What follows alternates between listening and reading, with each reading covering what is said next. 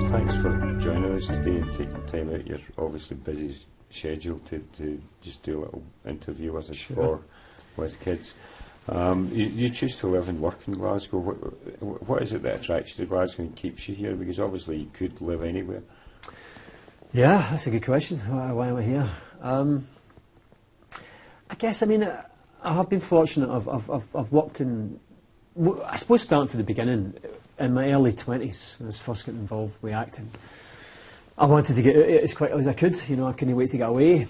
And but the more I've travelled abroad and the more places that I've worked abroad, different countries, the more you think, actually, it's not quite so bad back home, you know. And I think what the main thing about that is it comes down to the people at the end of the day. Because the people, things change, you know, economic things change, you know, social, political moods change, but the people kind of pretty much remain the same. And that's very important, and I'm very much a creature of habit. Right. And I like that, and I like the fact that I can walk down, you know, Byres Road, Argyle Street, Sauchiehall Street, and people go, "How you doing, Robert?" And that's about it. You know, I mean, there's no more than that. You know, people know an odd photograph or an autograph, which, you know, talk to anybody, sign anything for anybody, and the warmth that I feel for people, particularly as the years are gone by, nearly ripe old age of 50 now.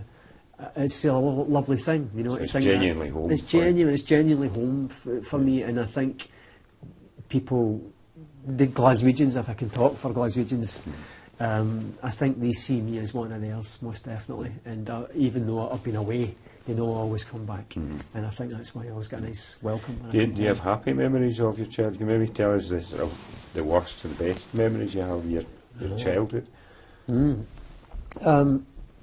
My childhood can be pretty much split into two distinct halves. I've talked about this before with people, and I'm actually in the process of compiling some kind of book in actual fact, but it's going to be a spoken book, audio thing.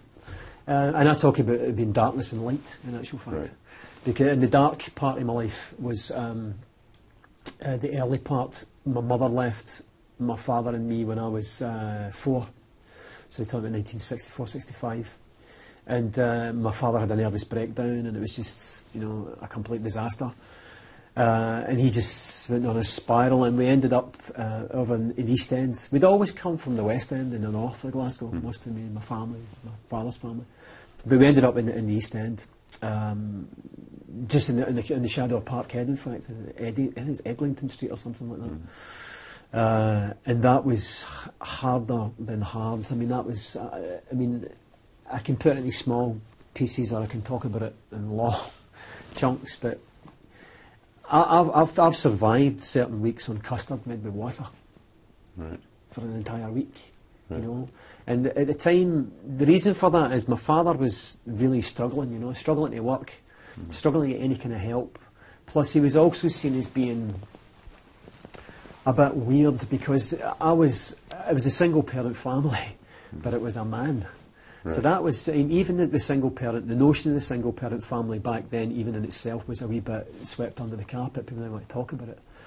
But particularly with a man, with a father, there was something strange about that, you know. So my father was continually actually trying to keep me from getting dragged into care.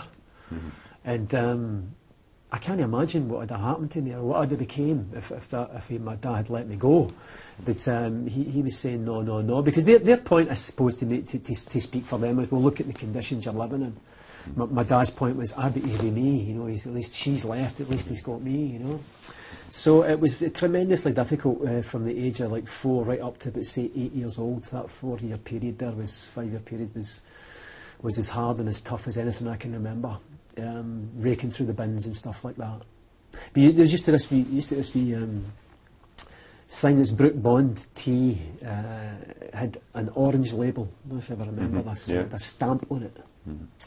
And these wee stamps, if you collected these stamps on a card, I mean, you needed about 100 of them.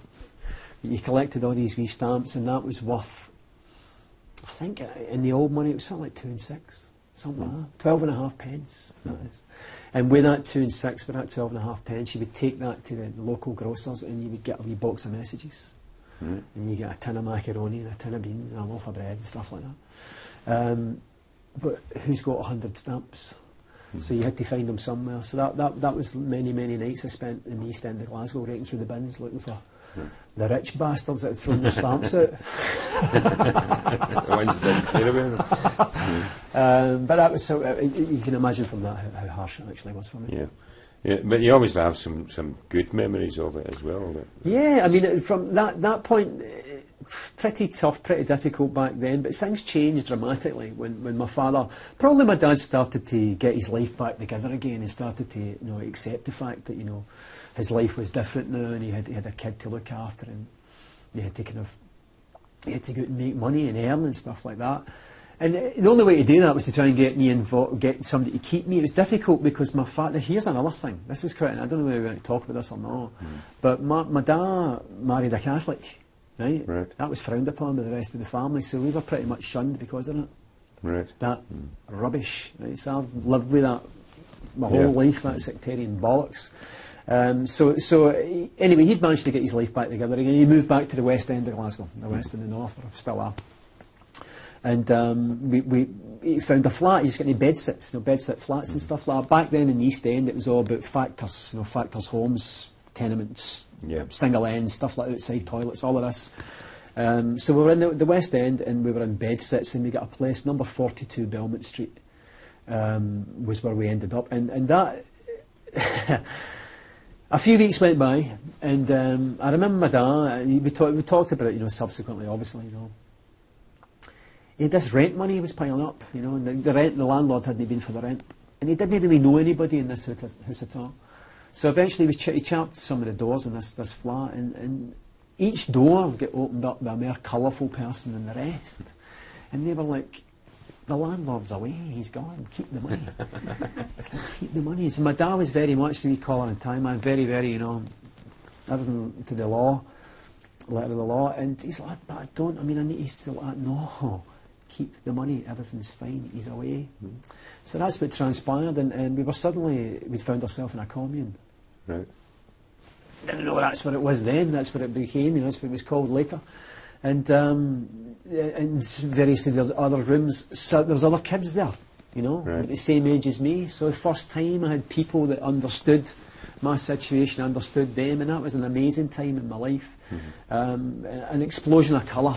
You're talking about the 60s and the tail end of the 60s now, and the whole summer of love thing for the States had hit these shores. So it was wonderful, extraordinary, and a beautiful time for me, and probably the reason why I'm an actor. You've touched on there the fact that it made a big difference when other kids were around. Was there any support like the With Kids organisation at that time? Out with the sort of family, was there any support? There was absolutely nothing like that. Nothing like that. I mean, my dad would have found it if they hadn't been there. There was absolutely nothing. The only thing I remember at the time was the BB, the Boys Brigade. And that was. I guess they were trying to instill some kind of discipline into this rabble. You know what I mean? They would, you would play football on the Saturday, but the thing I hated about it is you had to go to Sunday service. You know what I mean? That was the deal breaker for me. So eventually I kind of went away for the BB. But there was nothing else. There was no organisations like With Kids. There was nothing there that was there to support or to help or to give you opportunity in any way. You were just left to go on with it.